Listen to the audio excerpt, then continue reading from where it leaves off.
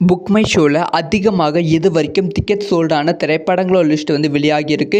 இது வந்து கங்குவா திரைப்படம் எத்தனாவது இடம் பிடித்திருக்கு அப்படிங்கிற விஷயத்தை பற்றி பேசிடலாம். ஸோ இதில் வந்து முதல் இடத்துல வந்து சிவகார்த்திகேயன் அவர்களோட அமரன் திரைப்படம் தான் இருக்குது. ஸோ அமரன் திரைப்படம் 4.75 மில்லியன் டிக்கெட் வந்து புக் ஆகியிருக்கு புக் மை ஷோவில்.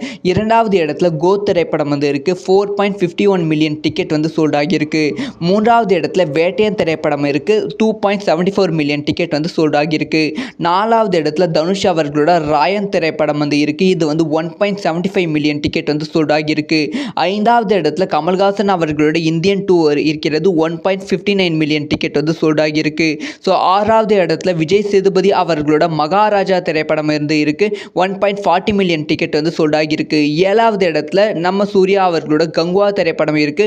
1.07 மில்லியன் டிக்கெட் வந்து சோல்ட் ஆகி இருக்கு. இது வந்து 12 நாட்கள் ரிப்போர்ட். அடுத்தடுத்த நாட்களில் இன்னுமே இந்த டிக்கெட் சோல்டு வந்து அதிகரிக்க வாய்ப்புகள் இருக்குது அப்படின்னு சொல்லப்படுகிறது. அதனால் மகாராஜா இந்தியன் 2 ராயன் திரைப்படத்தோட வசூலை பிரேக் பண்ண வாய்ப்புகள் ரொம்ப ரொம்ப அதிகமாக இருக்குது. அதே சமயம் வேட்டையன் திரைப்படத்தோட வசூலையும் வந்து கங்குவா திரைப்படம் பிரேக் பண்ணும் அப்படிங்கிற எதிர்பார்ப்பில் ரசிகர்கள் வந்து இருக்காங்க. இந்த ஒரு விஷயத்தை பற்றி உங்களோட ஒப்பீனியன் என்ன அப்படிங்கிற விஷயத்த மறக்காமல் கமெண்ட்டில் லீவ் பண்ணுங்கள்.